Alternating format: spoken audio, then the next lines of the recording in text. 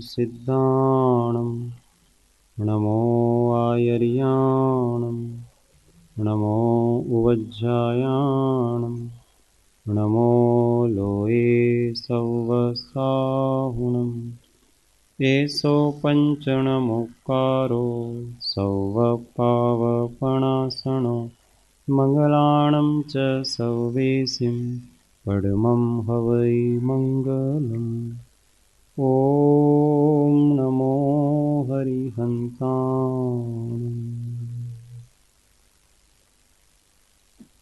सर्वकलुषविध्वंसकं श्रेयसां परिवर्धकं भव्यजीवमनः प्रतिबोधकारकं धर्मसम्बन्धकं पुण्यप्रकाशकं पापप्रणाशकम् इदं शास्त्रं श्रीष्टोपदेशनामधेयम् अस्य मूलग्रन्थकर्तार श्री सर्वज्ञदेवा तदुत्तरग्रन्थकर्तार श्री गणधरदेवा प्रतिगणधरदेवा तेषामे वचनानुसारमासाद्य श्रीमद्भगवत् पूज्यपाद स्वामी विरचितमिदं शास्त्रं श्रोताः सावधानतया शृण्वन्तु।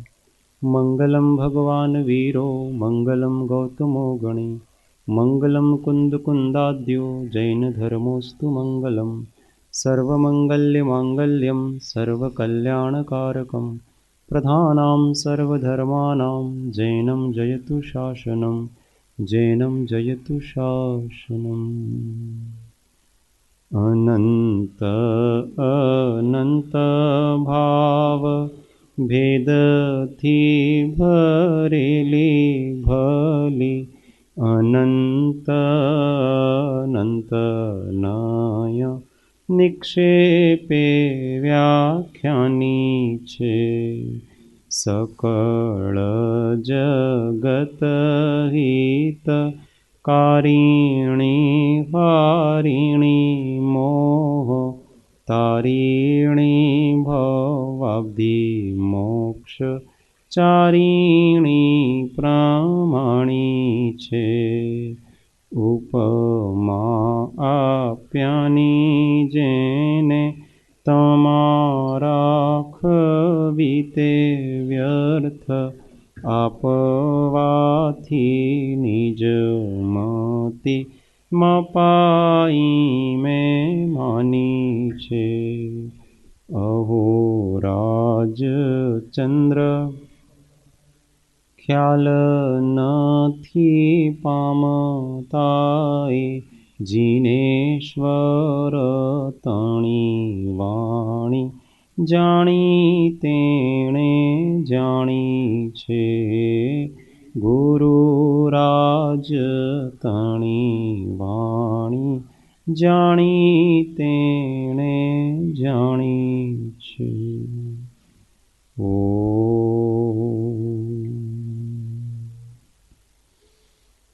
जय सद्गुरुवंदन। जय स्वाध्यायમાં શ્રી ઇષ્ટોપદેશ સત્શાસ્ત્રનો સ્વાધ્યાય ચાલે છે।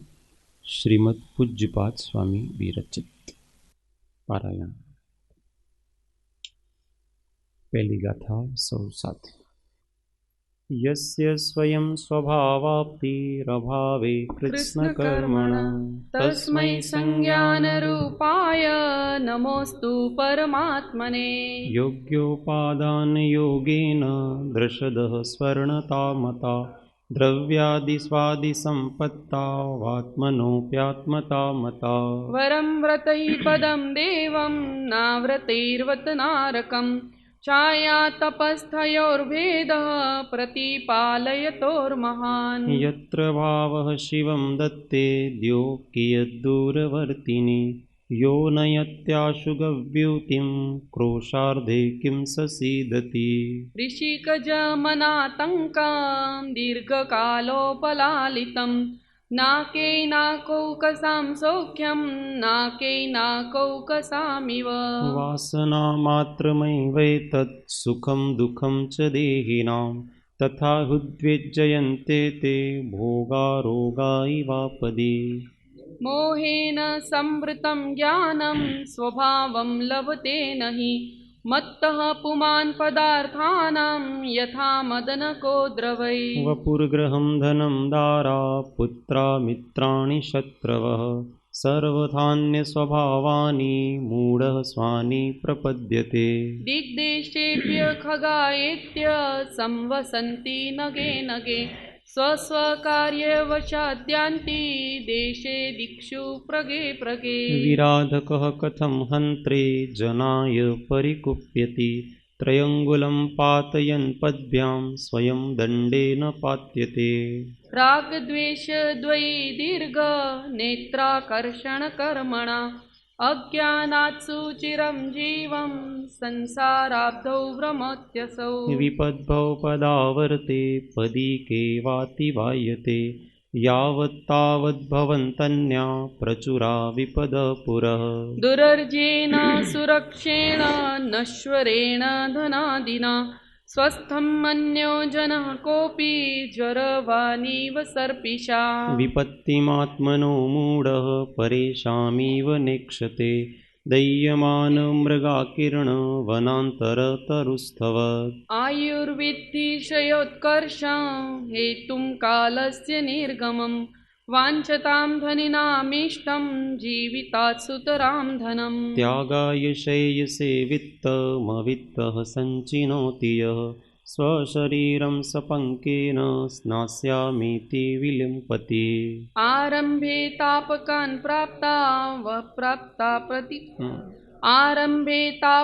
प्राप्ता वतृप्तिप्रतिपादकान् अन्ते सुदुस्त्यजान् कामान् कामं क सेवते सुधी। भवन्ति प्राप्य यत्सङ्गमशुचिनिशुचिन्यपि सकायसन्ततापायस्तदर्थं प्रार्थना वृथा। यज्जीवस्योपकाराय तद्देहस्यापकारकं यद्देहस्योपकाराय तज्जीवस्यापकारकम्। इतश्चिन्तामणिर्दिव्य इतः पिण्याकखण्डकं ध्यानेन चेदुभे लभ्ये क्वाद्रियन्तां विवेकिनः। स्वसंवेदनसुव्यक्तस्तनुमात्रो निरत्ययः अत्यन्तसौख्यवानात्मा लोकालोकविलोकनः। संयम्य करणग्राममेकाग्रत्वेन चेतसः आत्मानमात्मवान् ध्यायेदात्मनेवात्मनि स्थितम्। अज्ञानोपास्तिरज्ञानं ज्ञानं ज्ञानी समाश्रयः ददाति यत्तु यस्यास्ति सुप्रसिद्धमिदं वचः। परिषहाद्य विज्ञानादाश्रवस्य निरोधिने जायतेऽध्यात्मयोगेन कर्मणामाशु निर्जरा। घटस्य कर्ताहमिति सम्बन्धः स्याद्वयोर्द्वयोः ध्यानं ध्येयं यदात्मैव सम्बन्धः कीदृशस्तदा। बध्यते मुच्यते जीव सममो निर्ममः क्रमात् तस्मात् सर्वप्रयत्नेन निर्ममत्वं विचिन्तयेत्। एकोऽहं निर्ममः शुद्धो ज्ञानी योगीन्द्रगोचरः बाह्यासंयोगजा भावा मत्तः सर्वेऽपि सर्वथा। दुःखसन्दोहभागित्वं संयोगादिह देहिनां त्यजाम्येनं ततः सर्वं मनोवाक्कायकर्मभिः। न मे मृत्युः कुतो भीतिर्न मे व्याधिः कुतो व्यथा नाहं बालो न वृद्धोऽहं न युवेतानि पुद्गले। भुक्तोज्जिता मुहुर्मोहान् मया सर्वेऽपि पुद्गला उच्छिष्टेष्वितेष्वद्य मम विज्ञस्य का स्पृहा। कर्म कर्म हिता बन्धी जीवो जीवहितस्पृह स्वस्वप्रभावभूयस्त्वे स्वार्थं को वा न वाञ्छति। परोकृतिमुत्सृज्य स्वोपकारपरो भव उपकुर्वन् परस्याज्ञो दृश्यमानस्य लोकवत्। गुरुपदेशादभ्यासात् संवित्ते स्वपरान्तरं जानाति यः स जानाति मोक्षसौख्यं निरन्तरम्। स्वस्मिन् सदभिलाषित्वादभीष्टज्ञापकत्वतः स्वयं हितप्रयोक्तृत्वादात्मेव गुरुरात्मनः। नाज्ञो विज्ञत्वमायाति विज्ञो नाज्ञत्वमृच्छति निमित्तमात्रमन्यस्तु गतेर्धर्मास्ति कायवत्। अभवच्चित्तविक्षेप एकान्ते तत्त्वसंस्थितः अभ्यसेदभियोगेन योगी तत्त्वं निजात्मनः यथा यथा समायाति संवित्तौ तत्त्वमुत्तमं तथा तथा न रोचन्ते विषयाः सुलभापि यथा यथा न रोचन्ते विषया सुलभा अपि तथा तथा समायाति संवित्तौ तत्त्वमुत्तमम् निशामयति निःशेषामिन्द्रजालोपमं जगत् स्पृह्यत्यात्मलाभाय गत्वान्यत्रानुतप्यते इच्छत्येकान्तसंवासं निर्जनं जनितादरः निजकार्यवशात् किञ्चिदुक्त्वा विस्मरति द्रुतम् ब्रुवन्नपि हि न ब्रूते गच्छन्नपि न गच्छति स्थिरीकृतात्मतत्त्वस्तु पश्यन्नपि न पश्यति किमिदं कीदृशं कस्य कस्मात् कृत्य विशेषयन् स्वदेहमपि नावैति योगी योगपरायणः यो यत्र निवसन्नास्ते स तत्र कुरुते रतिं यो यत्र रमते तस्मादन्यत्र स न गच्छति अगच्छन्स्तद्विशेषाणां मनभिज्ञश्च जायते अगच्छन्स्तद्विशेषाणां मनभिज्ञश्च जायते अज्ञाततद्विशेषस्तु बध्यते न विमुच्यते परः परस्ततो दुःखमात्मैवात्मा ततः सुखम् अत एव महात्मानस्तन्निमित्तं कृतोद्यमा अविद्वान् पुद्गलद्रव्यं योऽभिनन्दति तस्य तत् न जातु जन्तो सामीप्यं चतुर्गतिषु मुञ्चति आत्मानुष्ठाननिष्ठस्य व्यवहारबहिस्थिते जायते परमानन्दः कश्चिद्योगेन योगिनः आनन्दो निर्दहत्युद्धं कर्मेन्धनमनारतं न चासौ खिद्यते योगी बहिर्दुःखेष्वचेतनः अविद्याविदुरं ज्योतिः परं ज्ञानमयं महत् तत्पृष्टव्यं तदेष्टव्यं तद्द्रष्टव्यं मुमुक्षुभिः जीवोऽन्य पुद्गलाश्चन्य इत्यसौ तत्त्वसङ्ग्रह यदन्यदुच्यते किञ्चित् सोऽस्तु तस्यैव विस्तरः जीवोऽन्य पुद्गलश्चान्य इत्यसौ तत्त्वसङ्ग्रह यदन्यदुच्यते किञ्चित् सोऽस्तु तस्यैव विस्तरः હવે આગળ છેલ્લો સમાપન ઉપસંહારનો શ્લોક કે છે કે ये ઇષ્ટોપદેશ શાસ્ત્ર ભણી વાંચી અધ્યયન કરીને એનું ફળ શું છે એની વાત કરે છે इष्टोपदेशमिति सम्यक् धीमान् इष्टोपदेशमिति सम्यक् धीमान् मानापमानसमतां स्वमताद्वितन्य मानापमानसमतां स्वमताद्वितन्य मुक्ताग्रहो विनिवसन् सजने वने वा मुक्ताग्रहो विनिवसन् सजने वने वा मुक्तिश्रियं निरुपमामुपयाति भव्य मुक्तिश्रियं निरुपमामुपयाति भव्य साथे इष्टोपदेशमिति सम्यक् धीमान् मानापमानसमतां स्वमताद्वितन्य मुक्ताग्रहो विनिवसन् सजने वने वा मुक्तिश्रियं निरुपमामुपयाति भव्य इष्टोपदेशमिति सम्यक् धीमान् मानापमानसमतां स्वमताद्वितन्य मुक्ताग्रहो विनिवसन् सजने वने वा मुक्तिश्रियं निरुपमामुपयाति भव्य इष्टोपदेशमिति सम्यक् धीमान् मानापमानसमतां स्वमताद्वितन्य मुक्ताग्रहो विनिवसन् सजने वने वा मुक्तिश्रियं निरुपमामुपयाति भव्य चलो કોણ બોલશે? વિપુલભાઈ. इष्टोपदेशमिति सम्यगधीत्य धीमान् मानापमान समतां स्वमताद्वितन्य मुक्ताग्रहो विनिवसञ्जने वने એક સ ભૂલી ગયા.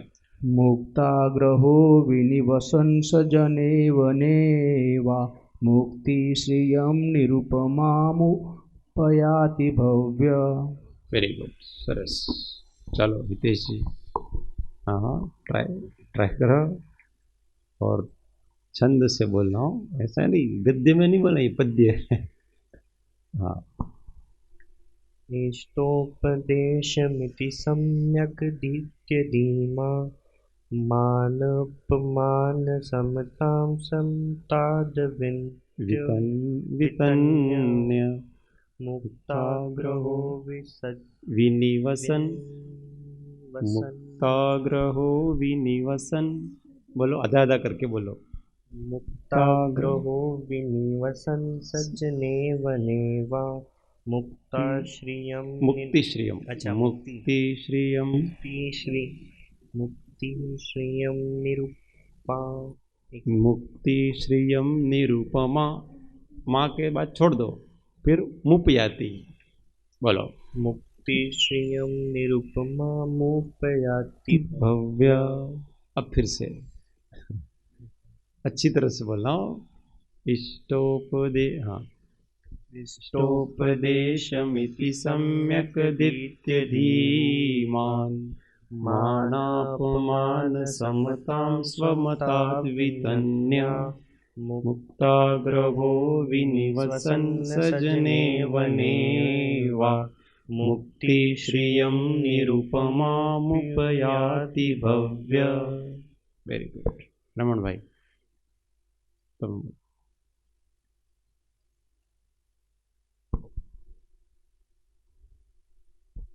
इष्टोपदेशमिति लिखવામાં થોડી તકલીફ છે. इष्टोपदेशमिति सम्यगतीत्य धीमान् मानापमान समतां स्वमताद्वितन्य मुक्ताग्रहो विनिवसन् सज्जने वने वा मुक्तिश्रियं निरुपमामुपयाति भव्य. વેરી ગુડ, સરસ. ચલો બેનો બાજુ, રેખાબેન. આપણે શાંતિપાઠમાં બોલીએ ને, એ છંદ છે. શ્રી શાંત વસંતી શ્રી શાંત. ભક્તામરવાળો સારો, બંને. इष्टोपदेशमिति सम्यकधीत्य धीमान्. તમે ચાલો, અંત નથી કરવાનો. પહેલી કડીમાં અંત નથી કરવાનો. તમે અંત કરવા વાળો છંદ ભૂલી ગયા. ઇષ્ટોપદેશમિતિ સમ્યકધીત્ય ધીમાન मानापमान समतां समताद्वितन्य मुक्ताग्रहो विनिवसन् सजने वने वा. हाँ, फरी गड़बड़. सजने वने वा मुक्ताग्रहो विनिवसन् सजने वने वा मुक्तिश्रियं निरुपमामुपयाति भव्य. Very good. हाँ, हीनाबेन. इष्टोपदेशमिति सम्यगधीत्य धीमान् मानापमान समतां स्वमताद्वितन्य मुक्ताग्रहो विनिवसन् सजने वने वा मुक्तिश्रियं निरुपमामुपयाति भव्य. Very good. हाँ, सुधाबा તમે બોલશો? ટ્રાય કરો. हाँ, ट्राई करो. ओम. इष्टोपदेशमिति सम्यक् गदित धीमान्. हाँ, गड़बड़ करने का. धीमान. इष्टोपदेशमिति सम्यक् गदित धीमान् मानापमान समता समताद्वितन्य मुक्ताग्रहो विनवसंस विनी हाँ विनिवसन मुक्ताग्रहो विनिवसंस जने वने वा सजने वने वा फरीथी ओके मुक्ताग्रहो विनिसनस विनिवसन ओके मुक्ताग्रहो विनिवसंस जने वने वा वने वा वने वा चलो छली मुक्ताग्रहो विनसंस जने वने वा आखो गोठाड़ो कर नाख्यो मुक्ताग्रहो विनिवसन सजने वने वा बोलो मुक्ति मुक्ता मुक्ताग्रहो विनिसंस जने विनिवसन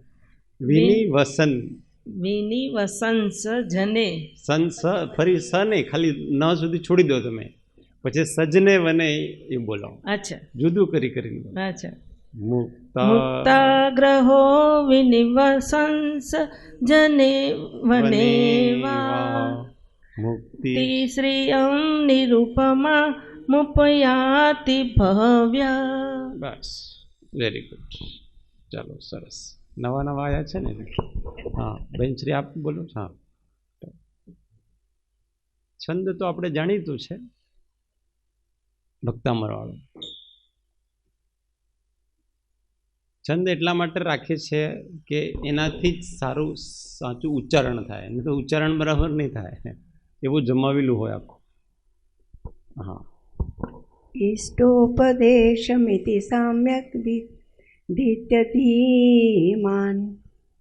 मानापमानसमतां स्वमताद् वितन्या मुक्ताग्रहो विनिवसंस जने वने वा मुक्तिश्रियं निरुपमा मुपयाति भव्य વેરી ગુડ સરસ ચાલો હવે અર્થ તો હવે કહે છે કે ભવ્ય જે ભવ્ય इष्टोपदेश मिति ये जो इष्टोपदेश है इति का मतलब ये पूरा कहा वो सारा अब तक पहली गाथा से लगा करके 50वीं गाथा तक अथ से लगा करके इति तक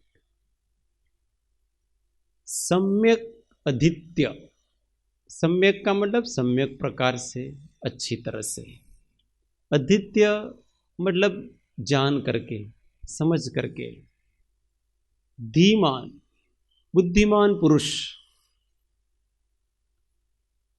मानापमान समता मान और अपमान में समता भाव धारण करके कैसे समता भाव वितन्य फैला करके मान और अपमान में समता भाव का विस्तार करके कैसे स्वमता अपनी दृष्टि से मत का मतलब होता है दृष्टि मत कहो दृष्टि कहो अभिप्राय कहो ये एकार्थवाचक है तो अपनी अंतर्दृष्टि से आत्मदृष्टि से आत्मज्ञान से स्वमताद अपने आत्मज्ञान से अपनी बुद्धि से प्रज्ञा से वितन्य फैलाकर क्या फैलाकर मानापमान समता मान और अपमान में समता भाव को फैलाकर विनिवसन निवास करता है कैसे निवास करता है मुक्ताग्रहो आग्रहों से मुक्त होकर के निवास करता है अर्थात रहता है रहता के मतलब जीता है कहाँ रहता है सजने वनेवा या तो लोगों के साथ रहता है अथवा वने अथवा वन में रहता है दोनों चीजों में उसको क्या प्राप्त होती है मुक्ति श्रियम निरुपम उपयाति उसको निरुपम जिसकी उपमा नहीं दे सकते हैं ऐसी मुक्ति श्री मोक्ष लक्ष्मी उपयाति प्राप्त होती है ऐसे भव्य को वो मुक्ति वधु प्राप्त होती है कितनी सारी बातें आ गई इसमें पहली बात तो क्या आई अब बड़े बड़े श्लोक होते ना, अभी तक तो छोटे छोटे श्लोक पढ़े थे, इसलिए अपने को आसानी से समझ में आ जाता। अब बड़े बड़े श्लोक में से अर्थ निकालने में बड़ी कठिनाई होती है, क्योंकि लास्ट के शब्द को फर्स्ट में लेना पड़ता है, फर्स्ट को बीच को वहाँ लेना पड़ता है, ऐसा। तो यहाँ सबसे पहले तो अपने को कर्ता पुरुष को ढूंढना कि ये किसके लिए कहा जा रहा है, कि जो भव्य, तो भव्य पुरुष के लिए कहा जा रहा है। क्या कहा जा रहा है? तो इष्टोपदेश इति, ये जो इष्टोपदेश है उसको क्या करने के लिए कहा जा रहा है? सम्यक अधीत्य, अच्छी तरह से समझ करके, सम्यक प्रकार से समझ करके। बुद्धिमान पुरुष, भव्य है तो बुद्धिमान ही है। फिर वो क्या कर रहा है? अपने आत्मज्ञान से, स्वमतात्, अपने आत्मज्ञान से, अपनी अंतर्दृष्टि से वितन्य फैलाकर, क्या फैलाकर? समता भाव को फैलाकर। किसमें समता भाव को फैलाकर? मान और अपमान में समता भाव को फैलाकर। फिर क्या होकर के? मुक्ताग्रहो, आग्रह से मुक्त होकर के, सभी प्रकार के मिथ्याग्रह से मुक्त होकर के विनिवसन निवास करता है। कहाँ कहाँ निवास करता है? या तो नगरों में निवास करो, सत्संग में रहो, अथवा वने मतलब असंग में रहो, दोनों जगह रहो, कोई फर्क नहीं पड़ता अब इसको, ऐसे व्यक्ति को। उसको मुक्ति श्री, मुक्ति वधु जो है, निरुपम, जो अनुपम लक्षण वाली है, जिसकी उपमा नहीं दे सकते हैं, ऐसी निरुपम मुक्ति वधु जो है वो प्राप्त होती है, उस भव्य जीव को प्राप्त होती है। चलो હવે अर्थ कोई बताવી શકશે એનો? વાંચી નીચે નહીં વાંચવાનો અત્યારે, हाँ, पर હવે બોલ્યા એ अर्थ છે, પણ હવે કોઈ આપને પૂછે કે अर्थ बताओ तो हाँ, અરુણ દાદા बताओ। એમાં બધા પોઈન્ટ આવવા જોઈએ અર્થમાં, એક પણ છૂટવું નહીં જોઈએ। આ રીતે ઇષ્ટોપદેશનો બુદ્ધિશાળી ધીમાન એટલે બુદ્ધિશાળી અને ભવ્ય જીવને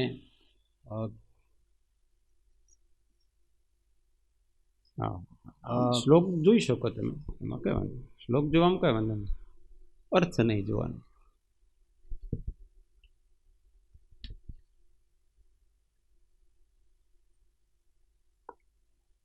માન અપમાન વગેરેમાં ક્ષમતા રાખીને અને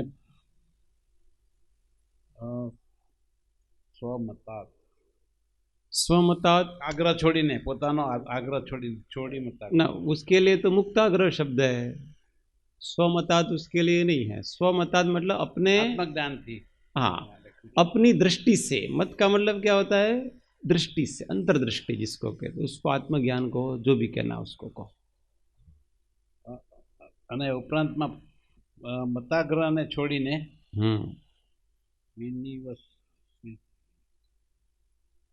વિનિવસન રહેતા એટલે है। વનમાં રહે કે પછી વસ્તીની અંદર રહે, જનો એટલે લોકોની વચ્ચે રહે, તો પણ એ આ રીતે કરવાવાળાને મુક્તિ વધુ એટલે કે મોક્ષ લક્ષ્મીની પ્રાપ્તિ થાય છે। बराबर છે, चलो वेरी गुड। तो अब कहते हैं आचार्य देव कि ये इष्टोपदेश ग्रंथ हैं, इस प्रकार से आप सम्यक प्रकार से इसको समझो। और कौन समझो? धीमान पुरुष, बुद्धिमान पुरुषों को कह रहे हैं कि आप सम्यक प्रकार से समझो, क्योंकि आप भव्य हो। और समझ के क्या करना? अब ये जो इस इष्टोपदेश का सम्यक प्रकार से अध्ययन करता है वो आत्मज्ञानी हो जाता है, पहली बात तो अब अपने आत्मज्ञान को फैलाओ, अब अपने ज्ञान को फैलाओ और फैला करके समता भाव धारण रखो। कहाँ पर समता भाव धारण रखना? मान अपमान के समय। यहाँ तो केवल एक सिंबॉलिक मान अपमान दिया है, बाकी हर समय, हर्ष हो कि शोक हो कि लाभ हो कि हानि हो, जय हो कि पराजय हो, के अनुकूलता हो कि प्रतिकूलता हो, कि पाप का उदय हो कि पुण्य का उदय हो, कि सुख हो कि दुख हो, कि कष्ट हो कि साता हो, कि इन सब में मान अपमान को नहीं देखना और समता भाव रखना, ज्ञान को फैलाना, हमेशा हर जगह ज्ञान को हाजिर रखना। तो ये ज्ञान की हाजिरी हमेशा होनी चाहिए, तो ही कर्मों का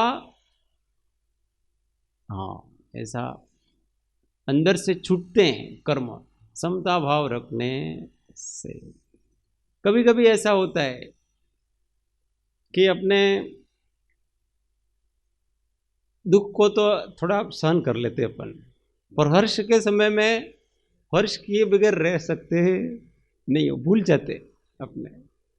सुधाबा 2 महीने के बाद आए हैं, अब सुधाबा दूसरों को देखेंगे मिलेंगे तो आत्मा को भूल जाएंगे, बैठी पड़ेंगे, ये करेंगे वो करें। उत्साह ठीक है, उत्साह होना चाहिए, उसमें कोई दिक्कत नहीं है। ये तो मैं एग्जाम्पल दे रहा हूँ, ऐसा होता है ऐसा मैं नहीं कह रहा हूँ, और कोई का भी एग्जाम्पल देता हूँ कि कैसे रहना, अध्यात्म कैसे जीना। तो अध्यात्म जो जीता है ना, उसको वर्षों बाद अपना पुत्र मिला है तो भी सावधान। क्या हुआ, पुत्र है तो पुत्र ही है, मित्र है तो मित्र ही है, और प्रेम है तो है, परंतु अपने को भूल के ऐसा नहीं होना। साहिब जी की कैसेटों में बहुत बार आता है, इधर चूमेंगे न उधर चूमेंगे न, ये करेंगे न वो करेंगे, भूल गया, दोनों भूल गए एक दूसरे। तो ऐसा होता। अभी ये इष्ट संयोग आया है, बहुत दिनों बाद आया है इष्ट का संयोग। तो भावनाएं व्यक्त करनी, पर मुमुक्षु और आगे बढ़े हुए व्यक्ति भावनाएं अलग प्रकार से व्यक्त करते, एकदम सांसारिक तरीके से वो अभिव्यक्त करता नहीं है, वो एकदम धीर गंभीर होता है। आप आपके गुरु के पास, ज्ञानी के पास वर्षों बाद जाओ तो शिष्य को तो भावनाएं होती है, वो तो ऐसे साष्टांग करेगा, ये करेगा, वो सब करेगा, पर गुरु सावधान। शिष्य रोएगा, विरह उसको है, गुरु सावधान, क्योंकि उसको स्वरूप जागृत कि शिष्य भी आया है, मोह उत्पन्न होने का निमित्त आया है, वर्षों बाद आया है। ये तो एक थोड़ी होती है, स्वाभाविक होती है, पर उस भावना को दबा के रखना। वो पता है प्रेम नहीं, ऐसा नहीं है, बहुत प्रेम है, पर वो जिस स्टेज पे है उस स्टेज पे अभिव्यक्त करने का तरीका अलग प्रकार से है। आप अब मुनियों के पास जाते हैं ना, देखना कि हम इतने सारे भाव लेकर के जाते हैं, इतना सारा, और जा करके दर्शन करेंगे, अपना कर्तव्य ये होना ही चाहिए ऐसा, पर वो सामने से एक दृष्टि केवल इतना ही होता है, इससे ज्यादा होता नहीं। सावधान। तो होच पोच नहीं होना जीवन में। इसका अर्थ ये नहीं कि हम भावनाएं अभिव्यक्त नहीं करें, भावनाएं अभिव्यक्त करें, पर जैसे जैसे साधक आगे बढ़ता है वैसे वैसे उसकी गंभीरता आता है, जीवन में गंभीरता आ जाती है। तो ऐसे वो होचपोच नहीं हो जाएगा कोई, ठीक है, सहज शांत रहो। ये सब चीजें व्यवहार की चीजें हैं, पर इसमें परमार्थ दिखना चाहिए। अब हमारा प्रेम, हमारी लागणियां, इन सब में एक विशिष्ट प्रकार की गंभीरता दिखनी चाहिए। सामान्य की तरह, घर गृहस्थियों की तरह अब हमारा व्यवहार होना नहीं चाहिए। क्यों? क्योंकि अब हम वो ज्ञान की बहुत ऊंचाइयों पर आ चुके हैं, बहुत ऊंचा ज्ञान अपनों ने प्राप्त किया है। ऊंचा ज्ञान को पचाने के लिए जीवन में बहुत गंभीरता चाहिए, और उसके साथ कोमलता भी चाहिए। जहाँ पर अभिव्यक्ति करनी होती है वहाँ अभिव्यक्ति करनी भी चाहिए, पर ऐसी नहीं करनी कि अपन उसमें खो जाएं। मैं कौन हूँ, कहाँ पे खड़ा हुआ हूँ, मेरे सामने कौन है, ये आसपास क्या हो रहा है, ये सब भूल जाएं, ऐसा भी नहीं होना चाहिए। ये सारी चीज़ें अपने को, तो विवेकवान जिसको स्वरूप जागृति रहती है ना, वो हमेशा सावधान रहता है, उसकी सावधानी देखने। इसलिए ज्ञानियों की परीक्षाएं यहीं पर होती है हमेशा, कि आप हर्ष के वातावरण को डेवलप करो, अथवा शोक के वातावरण को डेवलप करो, अथवा मान के वातावरण को डेवलप करो, अथवा अपमान के वातावरण को डेवलप करो और फिर देखो आप उसमें जो वर्तन होता है वो, उनकी जो गंभीरता होती है वो, उनकी जो शांति होती है वो, यही ज्ञानी और अज्ञानी में तुरंत पता पड़ जाता है। एक तो पर्याय बुद्धि से एक में एक हो जाता है, और एक अंदर उर्मियाँ होगी, गुण स्थान अनुसार उर्मियाँ जागती हैं, सहज जागती है, नहीं जागती हैं ऐसा नहीं है, सबके जागती हैं।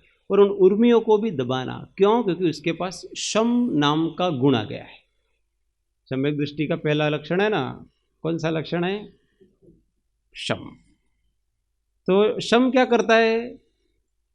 उदय में आवेला अथवा आववा वाला कषायों ने क्षमावी देवानी क्षमता। तो वो अपना इष्ट मित्र आ रहा है, उसको पता है, और पता है कि अब उभराएगा, आता ही है, स्वाभाविक है। पर उस समय उसकी सामर्थ्य पैदा हो गई है सम्यक दृष्टि की, क्योंकि ज्ञान और वैराग्य नाम की दो शक्तियाँ हैं उसके पास से। तो ज्ञान से क्या करता है कि वो जो उभरा आने वाला है उसको पहचानता है। ज्ञान ये करता है, ये मेरा है और ये पराया है, इस प्रकार के भेद को ज्ञान शक्ति कर देती है उसकी। तो वो जो उभरा आ रहा है, वो उभरा है, वो रागांश है, मेरा तत्व नहीं। प्रथम तो क्यों? क्योंकि राग से पैदा हो रहा है, भले वो किसी भी प्रकार से, भले प्रशस्त हो अप्रशस्त हो, कैसा भी हो, पर ये है आश्रव तत्व। इसीलिए इस आश्रव तत्व को बहुत अधिक मुखर नहीं होने देना, बहुत अभिव्यक्त होने देना नहीं। फिर उस समय वैराग्य शक्ति क्या करेगी? उसका अनासक्त रखेगी, उसमें चिपकने नहीं देगी वैराग्य शक्ति। और ये दोनों शक्ति मिल करके उसको प्रशम भाव में डुबा करके रखती है, वो एकदम शांत हो जाएगा, योग्य क्रिया करेगा अपने गुण स्थान अनुसार, अपने व्यवहार अनुसार, वो जो भी है वो योग्य सारा सारा होगा। पर ये शक्तियाँ हैं, तो ये मान हो कि अपमान हो कि हर्ष हो कि शोक हो कि ये हो कि वो हो कि, उस समय बस इतना ध्यान रखें कि हम अपने को नहीं भूलें।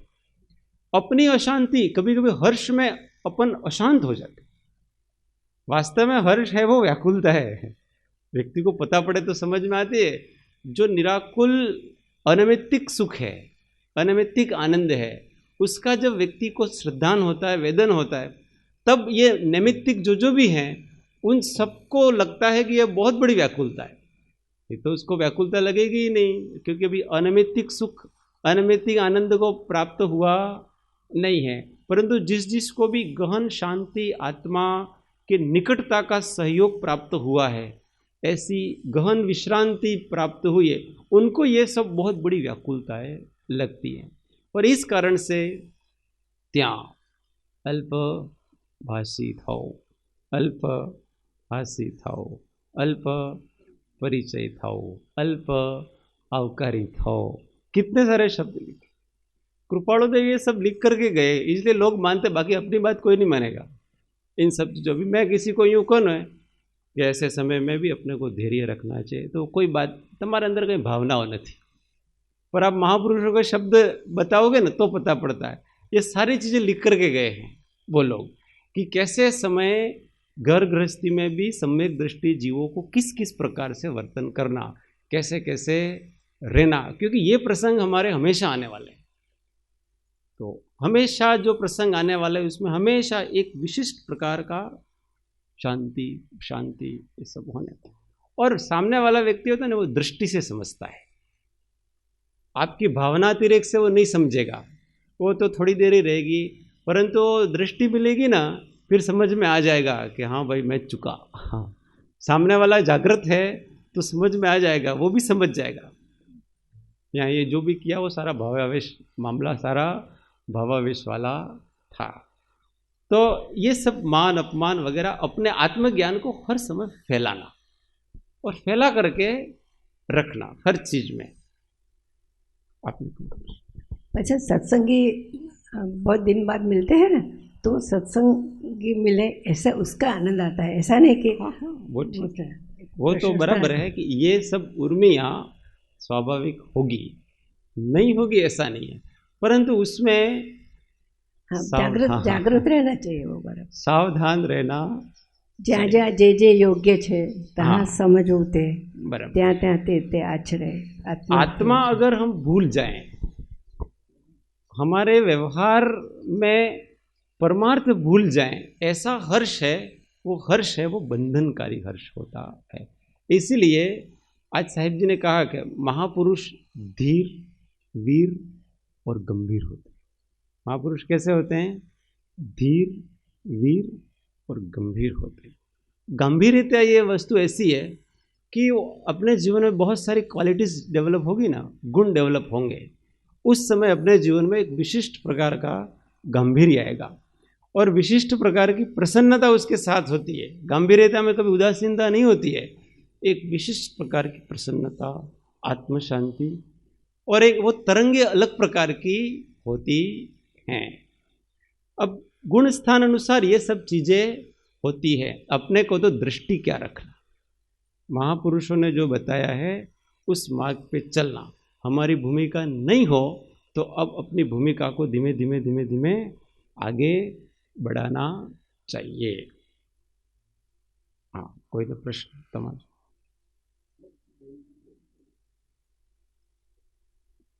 बहनश्री ने जो कह दिया वो ठीक है, लेकिन अपनी अपनी भूमिका के अनुसार रागांश उसमें आ ही जाते हैं।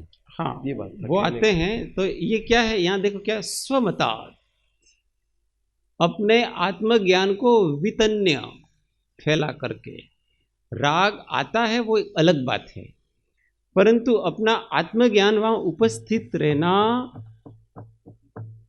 चाहिए। दृष्टि तो रखनी है अपने। अभी हमारे घर वाले माताजी पिताजी आएंगे और माताजी पिताजी आए और कब आएंगे, कैसे आएंगे, कौन सी गाड़ी में ये आएंगे, वो कर दूँ, ये कर दूँ, गेट पे खड़े हुए ये हो आएंगे। ठीक है, आने वाले आएंगे, अपने समय पर आ जाएंगे, इसमें क्या दिक्कत है? तो अशांति ये नहीं होनी चाहिए बस। तो अपनी निजी भूमिका है और अपने हो जाती है, परंतु वो उपादेयभूत कभी नहीं मानना उसको। जो चीज़ है उसको हमेशा है मानना, उसको कभी उपादेय, ये मेरी थोड़ी मोह भी है, राग है ना, ये सब चक्कर लगा रहा हूँ ना, वो क्या है, वो राग है। ये उपादेयभूत नहीं है। बाकी तो ऊंची अवस्था होती है, उस अवस्था में देखो हमेशा शुष्क ज्ञानी और ज्ञान की गंभीरता, इन दोनों में से एक पतली सी रेखा होती है, बहुत अधिक फर्क नहीं होता है। कोई शुष्क ज्ञानी होता है वो भी ऐसे हो जाता है, कोई भावना ही नहीं, यार ठीक है, आओ तो आओ, जाओ तो जाओ, ये शुष्क ज्ञानी का लक्षण है। परंतु ज्ञानी, गंभीर ज्ञानी जो होता है ना, वो ऐसा नहीं है। उसके अंदर देखो आपके प्रति कितना स्नेह है, आपकी सब व्यवस्थाएं करके रखी उसने। आप आओ इसके पहले आपकी सारी टिप टॉप व्यवस्थाएं करके रखी है सारी, बस वो अपनी लागणियों पर कंट्रोल कर रहा है। वो आपकी सेवा करने में, आपका अभिवादन करने में कहीं कोई कमी नहीं है उसकी, पर वो अपनी भावनाओं पर कंट्रोल करेगा। वो ऐसा हो जाएगा नहीं, ये वो अपने को संभाल रहा है व्यक्ति को, और कर्तव्य तो वो सारा सारा करता है। कर्तव्य करने में किसी प्रकार की कोई कमी होती नहीं है। आती है तो आने दो, देवशास्त्र गुरु इत्यादि के प्रति तो आती हो तो आने दो, वो तो आए बिगर रहेगी भी नहीं, तो वो तो अच्छा है। देखो नीचे की भूमिका में जितना प्रशस्त राग हो वो सब ठीक है, अच्छा है, उसमें कोई प्रॉब्लम होती। भक्ति में बहुत अधिक अपने को भाव आता, आने दो, उसको रोकने की जरूरत नहीं। गुरु के प्रति आते हैं तो आने दो, उसको रोकने की जरूरत नहीं होती है। परंतु वहां भी स्वमतात् वितन्य, अपने आत्मज्ञान को फैलाना वहां, तो इसलिए आता है ना, भक्ति नाम भान मां, कैसे आता है, भाव मां भान भूल्यो तोय, ना मन ना विकारो रे, गुरु मारा अंतरनी आँख हुआ। तो ऐसा है, हमारी भक्ति है वो अंधी भक्ति नहीं, हमारी भक्ति ज्ञान सहित है, विवेक सहित है। उसमें विवेक का अंश हमेशा, विवेक होता है वो धर्म का मूल है। हमेशा देखो, प्रारंभिक स्तर पे साधना एक भावना के स्तर पर होती है और बाद में सारी साधना भी विवेक के स्तर पर होती है। बाद में विवेक जागेगा और विवेक यहाँ जागेगा। आत्मज्ञान से अभी तक जितनी साधना थी ना, वो भावना के स्तर से चल रही थी, वहां तक ठीक था सारा, परंतु अब सम्यक दृष्टिपना जहां से आ जाता है, आत्मज्ञानपना, अब सारा विवेक से होगा। अब उसके जीवन में देखना है, भावनाएं कम होती जाएगी और विवेक की जागृति अधिक होती जाएगी। इसलिए गंभीरता आदि वो बढ़ती जाती है, ऑटोमेटिक बढ़ती जाएगी, धीमे धीमे धीमे धीमे ऐसा होता है, क्योंकि वो भावनाओं के ऊपर भी कंट्रोल करने का अब उसके पास शक्ति आ गई है। ज्ञान और वैराग्य शक्ति है ना उसके पास, तो उसके पास आ गई है। होता है नाचने का इच्छा होती है भक्ति में, इच्छा जागेगी, कभी नाचेगा नहीं नाचेगा नहीं, नाचने की इच्छा होती है, नाचेगा नहीं। क्यों? मेरे कोई महाराज हैं, मुनि वगैरह हैं, अथवा कोई ऐसा ऊंचा व्यक्ति है, तो सहज ऐसी कोई ऐसी परिस्थिति आ गई उसको कि उसको भी यूँ हो जाए कि ये सब हो रहा है तो अपने भी नाचने पर, नाचेगा नहीं। मैं उस पद में नहीं हूँ कि जहाँ नाचा जाता है, इसलिए वो अपने को कंट्रोल करेगा। अथवा आगे की भूमिका में वो ऐसा होता ही नहीं। जब साधना गंभीरता को ले लेती है ना, तो वो सब क्रियाएं होती नहीं, सब नीचे की भूमिका में होती।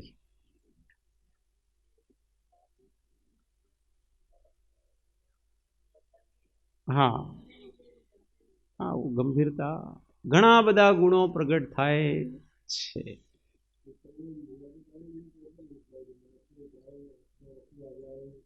किसके बारे में? हाँ बराबर है। क्यों? वो इसलिए कि वो अभी उस गुण स्थान में, वो चौथा पांचवा गुण स्थान है उसका, और उस चौथे पांचवें गुण स्थान में वो क्रिया संभवित है, असंभवित नहीं है। फिर भी उपादेयभूत उसको क्या है? हाँ, ये सब जो किया वो हम आश्रव तत्व में ही है अभी। वो कौन से तत्व में?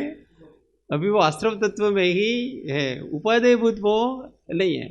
अब ऐसा है, गुण स्थान अनुसार कुछ कुछ भाव आते हैं, उसका मना नहीं, उससे वो आप कंट्रोल कर भी नहीं सकते, हो ही जाएगा, अपने आप हो जाएगा।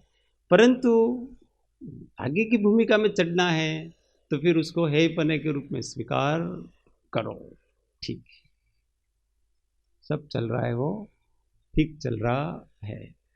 वो ज्ञान की भूमिका एक अलग प्रकार की भूमिका होती है, और वास्तव में मोक्ष है, उसका अंतिम साधन ज्ञान है। प्रारंभिक साधन भक्ति हो सकता है, प्रारंभिक साधन अन्य कुछ हो सकता है, पर अंतिम साधन है वो इसका ज्ञान ही है। क्योंकि आत्मज्ञान के बिना ये वस्तु प्राप्त हो, आत्मज्ञान के बिना आत्मसमाधि नहीं होगी, और आत्मसमाधि के बिना कर्मों को संवर निर्जरा नहीं होगी, और संवर निर्जरा नहीं होगी तो फिर मोक्ष प्राप्त होगा नहीं। ऐसा, हाँ, इसलिए यहाँ जो ये किसको, ये पूरा इष्टोपदेश है ना, ये इसमें मुख्य रूप से योगियों का वर्णन किया है, मुनियों का वर्णन किया है। श्रावकों के लिए कम है, जो भी आचार्य वगैरह लिखते हैं ना, वो ज़्यादा लक्ष्य मुनियों के लिए करते हैं। परंतु हम भी भाव से अब मुनिपना ग्रहण करने का प्रयत्न करें। हमेशा श्रावकपने में, ठीक है, हम श्रावक हैं, वो अलग बात है, परंतु ऐसा थोड़ी है कि जैसी दया मुनि पाल सकते हैं वैसी दया पालने का हम चालू ही नहीं करें। जैसा सत्य मुनि पालते हैं वैसा सत्य हम नहीं बोल सकते हैं, जैसा आचार्य का पालन कर मुनि करते हैं वैसा हम नहीं करें, ऐसा थोड़ी है। हम ये सब चीज़ें कर सकते हैं। जैसा मौन मुनि रख सकते हैं वैसा हम नहीं रख सकते हैं, ऐसा थोड़ी है। जैसा तत्व विचार मुनि कर सकते हैं वैसा हम नहीं कर सकते हैं, ऐसा तो कुछ नहीं है। आपके अंदर कषायंश बाकी हैं, अप्रत्याख्यानावणी, प्रत्याख्यानावणी, संज्वल, ये बाकी हैं, ये एक अलग बात हुई। परंतु आप वो चालू नहीं कर सकते, प्रारंभ नहीं कर सकते, ऐसा तो नहीं है ना। आपके अंदर अप्रत्याख्यानावणी हो, प्रत्याख्यानावणी हो, संज्वलन हो, कुछ भी हो, परंतु कौन रोक सकता है अपने को कि मैं झूठ नहीं बोलूंगा? कौन रोक सकता है कि मैं किंचित भी चोरी नहीं करूंगा? अपने को कौन रोक सकता है कि मेरे आवश्यकता के अनुसार ही बस सारी चीजें रखूंगा? इसके अनुसार सब गृहस्थ जीवन, 2 जोड़ी कपड़े चाहिए, छोटा सा कमरा चाहिए अपने को रहने के लिए, 2 टाइम भोजन चाहिए, छुट्टी। कौन रोक सकता है ऐसा करने से? कोई नहीं रोक सकता है। और सामने देख करके चलो, दया का पालन करो, कौन रोक सकता है अपने को? सारी समितियां पालन करने से कौन रोकता है अपने को? हम कपड़े पहन के पालन कर रहे हैं, मुनि कपड़े नहीं पहने हुए हैं, और उनके वो कषायांश बहुत चले गए, इसलिए उनको इस प्रकार की आत्म शांति का वेदन हुआ करता है। परंतु उस प्रकार की साधना तो हम भी कर सकते हैं ना, तो भाव से मुनिपना तो हम भी पालन कर सकते हैं ना। तथा रूप तो आएगा तब आएगा, परंतु जैसे मुनि सामायिक करते हैं वैसे हम नहीं कर सकते, ऐसा थोड़ी। जब श्रावक सामायिक लेकर के बैठता है उस समय वो भी उपचार से मुनि का आ गया, रत्नकर्ण श्रावकाचार में से, कि अभी वो मुनि ही है, केवल ये वस्त्र धारण किए, इतना ही फर्क है उसमें, और दूसरा कोई फर्क होता, क्योंकि सारे आश्रव द्वारों को बंद करके बैठा हुआ है मुनि की तरह एक साथ। तो ये सब चीजें कर सकते हैं। मुक्त आग्रह, आग्रह से मुक्त होकर के।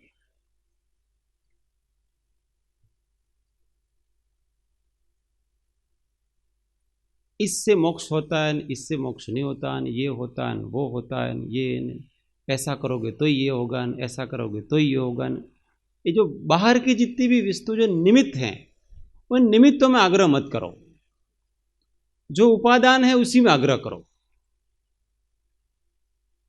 निमित्त हमेशा बदलते रहेंगे, बाहर की क्रिया हमेशा बदलती रहेंगे, बाहर के धर्म हमेशा बदलते रहेंगे, पर जो मोक्ष का जो मुख्य आधार है, मोह, राग और द्वेष, इसकी निवृत्ति, इसी में आग्रह रखो। ये जरूरी है। अब आपका मोह किस क्रिया से जाता है, वो क्रिया उपादेय, जिससे नहीं जाता वो उपादेय नहीं। आपका राग कौन सी क्रिया, आपको भक्ति करने से जाता है तो भक्ति करो, आपको शास्त्र अभ्यास से जाता है तो शास्त्र अभ्यास करो, आपको ध्यान करने से जाता है तो ध्यान करो। कौन सी क्रिया कर रहे हो वो बहुत महत्व की नहीं है। कोई कहे कि आप स्वाध्याय करो तो ही आपका मोक्ष होगा, कोई कहे आप भक्ति करो तो ही आपका मोक्ष होगा, कोई को आप ये करो तो ही मोक्ष होगा। तो भाई ये सब साधन है, और कम ज़्यादा सबके जीवन में ये होते हैं, परंतु मोक्ष इन सब चीज़ों से नहीं हो रहा। मोक्ष किससे हो रहा है? मोह, राग और द्वेष की निवृत्ति से मोक्ष हो रहा है, और उसका उपाय है रत्नत्रय की आराधना। सम्यक दर्शन, सम्यक ज्ञान और सम्यक चारित्र, ये इसकी आराधना है। ये करो तो इससे मोक्ष होगा। इसलिए बाकी सब चीज़ों को गौण करके सभी प्रकार के आग्रह से मुक्त होकर के अगर साधना करें तो कहते हैं कि वो कहीं भी रहो, सबके साथ रहो तो भी क्या दिक्कत है, नो प्रॉब्लम। सत्संग में रहो, सत्संग में रह करके आराम से अपने अपने अलग रहो। अभी अपन इतने सब बैठे हुए हैं, उसमें से अपन सब अलग अलग है कि नहीं? सब अलग अलग है सारे, अपना उपयोग, अपनी दृष्टि, अपना सब अलग है। तो सत्संग में अपनी भूमिका ऐसी है तो सत्संग में रहना चाहिए और सत्संग में रह करके करना चाहिए। या फिर अगर अपने को निमित्तों से अधिक प्रभावित हो जाते हैं तो फिर कहाँ रहना चाहिए? वन में रहना चाहिए, मतलब अकेले रहना चाहिए। जिसको भी निमित्तों से बहुत अधिक राग द्वेष इत्यादि हो जाते हैं ना, उसको करना चाहिए। जिस जिस निमित्त से हमको बहुत अधिक रागादि आसक्ति हो जाती है, उन उन निमित्तों का अपरिचय करना चाहिए। ऐसे महापुरुषों का लक्षण होता है। अगर हमको सत्संग में रह करके सत्संगियों के प्रति भी बहुत ज्यादा राग हो जाते हैं तो फिर उनका भी अपरिचय करो, अपने ज्ञान ध्यान में थोड़ा ज़्यादा समय बिताओ। परंतु एक चीज़ है कि समूह में रहने का अभ्यास होना चाहिए जीव को। समूह में रह करके सबके साथ सहजता से व्यवहार करना, प्रेम से व्यवहार करना, सबके साथ एडजस्ट होना, ये सब चीज़ें जीवन में होनी चाहिए। नहीं तो आप जंगल में रहोगे परंतु तथारूप साधना अथवा फल मिलेगा नहीं। कभी आपको 10 लोगों के साथ में रहना पड़ेगा ना, फिर तकलीफ आएगी। और उदय तो आपको ऐसे आएंगे ही, हमेशा वन में रहने का ही उदय हो ऐसा थोड़ी है। कभी साथ में कभी बहुत सारे लोग आ गए, क्या है वो, तो फिर उस समय आप विषम भाव में आ जाएंगे। इसलिए अकेले रहें तो भी ठीक, और किसी कारण से बहुत समूह में रहना पड़ गया, वैसे रहना नहीं चाहिए बहुत अधिक घूंघाट में, परंतु रहना पड़ गया तो भी अपने को कोई फर्क नहीं पड़ना चाहिए, एडजस्ट। कभी ऐसा होता है, ये शिविरों के माहौल चल रहे हैं वगैरह, ऐसा है अपने रूम में 4 जनों को रखना पड़े, अपने किसी का वैसा थोड़ो घણા બધા આવી ગયા છે ભાઈ, तो તમે जरा 2 જણાને તમારા ઘરે લઈ જાઓ, તમારે ત્યાં રાખો। अपसेट नहीं होना चाहिए ना, मारे तो आखू सेट है, मारो रूम है ने सेपरेट જોઈએ, मारो तो पेलू बाथरूम है ने पेलू टॉयलेट, एम बीजू जाए तो मैंने गमे नहीं। ऐसे हो जाती है कभी कभी, ऐसी चीज़ें हो जाती है अपने जीवन में कि व्यक्ति बहुत बड़े अवसरों से चूक जाता है ना। मने तो फावे नहीं यार बहार, तब त्या शिविर भाई चलो ने त्या शिविर ना, तमे 4 जणा साथे राखो ने, मन तो एकलो रहूँ, तब मैंने एकलो रूम आपो, तो एकलो तो नहीं, तो पीछे घरे बेसी रहो। तो ये सब चीज़ें कभी कभी एडजस्ट भी होना पड़ता है, उसमें भी मजे। समूह में रह करके जो चीज़ें डेवलप होती हैं वो कभी कभी एकांत में नहीं होती, समूह की एक अलग ही प्रकार का डेवलपमेंट होता है। 20-20 जन एक रूम में तो भी हैं। अभी साधुओं को देखते हैं अपन, संघों में जाते हैं, वो आचार्य सुनील सागर जी के संघ में कैसे एक कमरे में सब रहते हैं। वो माता जी है तो एक कमरे में ऐसे सब पड़े उनका काम कर रहे हैं, कुछ नहीं, एक दूसरे से कोई लेना देना नहीं है, प्रमाद आदि भी नहीं होता। अकेले अकेले रहे में तो कभी प्रमाद हो जाए, कभी यूँ हो जाए, तो वो सामने देख रहा है, देखो सामायिक का समय है और इतने सारे साधु देख रहे हैं, मुझे आ रही है नींद क्योंकि खाना आहार ज़्यादा हो गया और है सामायिक का समय, परंतु मैं सोऊं कैसे? ये 4 जने बैठे हैं कमरे में और मैं सोऊं तो ये सब देखेंगे और आचार्य ऋषि को कहने ही वाले कि भाई आज सामायिक कैसा हुआ, तो क्या जवाब देंगे कि वो सामायिक में सोए थे, ऐसे जवाब तो नहीं दे सकते ना अपन, इसलिए सामने वाले का डर रहता। समूह साधना के बहुत सारे लाभ होते हैं, तो ये दोनों चीज़ें अपने होनी चाहिए, वन में रहने का अभ्यास भी और नगर में रहने का अभ्यास भी। इसलिए मुक्ति श्रियम निरुपम उपयाति भव्य, ऐसा जो समता भाव से, सहज भाव से, आनंद भाव से रहता है उसको अनुपम मुक्ति लक्ष्मी है वो प्राप्त होती है, क्योंकि उसके 24 घंटे संवर निर्जरा चलती, 24 કલાક એમને હંમેશા કર્મોની નિર્જરા થાય છે। કેમ કે પેલો અંદરનો જે સમતા ભાવ છે ને એ હંમેશા ખીલે છે। આ પ્રમાણે આ અંતિમ શ્લોક છે। આ બધું આલોડન કરી આપણે જીવનમાં જ્ઞાન, ધ્યાન અને તપ લાવીએ અને આવા પ્રકારની અનુપમ મુક્તિને પ્રાપ્ત કરીએ, એ જ ભાવના સાથે સમાપન કરીએ। કાલે આને વિશેષ પ્રકારથી પછી સાર, આનો સાર લઈને પછી એનું સમાપન કરીશું। ચલો, કોઈને પ્રશ્ન છે આ વિશે? ક્વેશ્ચન? ટાઈમ થઈ ગયો, 2 મિનિટ છે।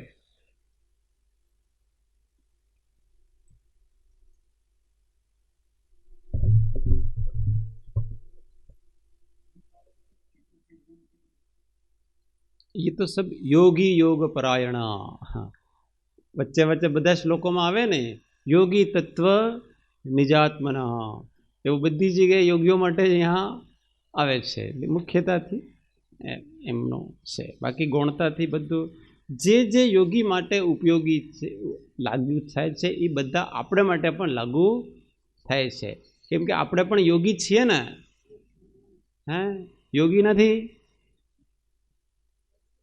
જેને આત્મા સાથે ઉપયોગનું જોડાણ કરવાની ભાવના છે એ બધા શું છે?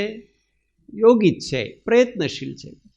પ્રયત્નશીલ છે એનું નામ યોગી કહેવાય છે।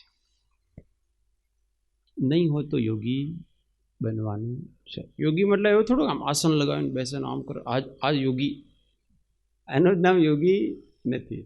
જે હંમેશા હાલતા ચાલતા ઉપયોગને, મનને હંમેશા કશાયોથી મુક્ત રાખવાનો જે પ્રયત્ન કરે છે, ઉપયોગને હળવો રાખવાનો પ્રયત્ન કરે છે, રાગ દ્વેષથી મુક્ત થવાનો જેનો પ્રયત્ન 24 કલાક ચાલ્યા કરે છે, એ 24 કલાક માટે યોગી છે. કેમ કે એ આત્માને પરમાત્મા સાથે જોડવાનો પ્રયત્ન એને સતત ચાલ્યા કરે છે. એનું નામ યોગી છે. એવું થોડો કે યોગીના કોઈ વિશેષ કપડાં હોય તો જ યોગી, અથવા હવે બહેનોના તો કોઈ નહીં, તો બહેનો કલરવાળી સાડી પહેરી હોય તો કોઈ યોગી નહીં હોય. કલરવાળી સાડી પહેરી હોય તો પણ એ ઉપયોગને આત્મામાં લઈ જવાનો પ્રયત્ન કરતા હોય, તત્વચિંતન કરતા હોય, તો તે સમયે તો યોગી જ છે. એમાં શું એમના માટે પેલી યોગી નહીં એવો શબ્દ લગાવે છે, એમાં કંઈ વાંધો નથી. આ બધા શાસ્ત્ર એવું જ નથી ખાલી ભાઈઓ માટે કીધા છે. આત્મા છે તે ન ભાઈ છે ન બેન છે, આત્મા છે તે પુરુષ છે, અને પુરુષનો અર્થ આત્મા છે. જે પુરુષાર્થ છે, વીર્યવાન છે, એનું નામ આત્મા છે. એ બધામાં છે, એટલે આ બધા માટે લેવાનું છે.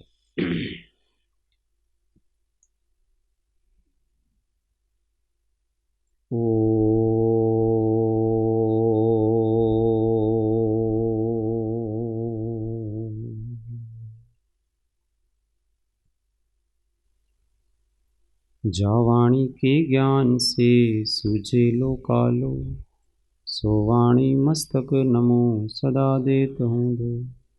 हे जिनवाणी भारती तो ही जपो दिन रैन, जो तेरा शरणा लहे सो पावे सुख चैन।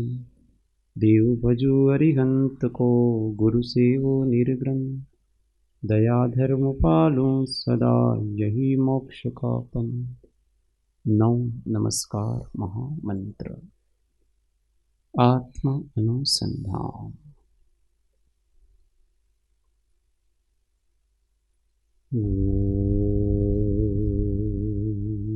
शांति शांति शांति।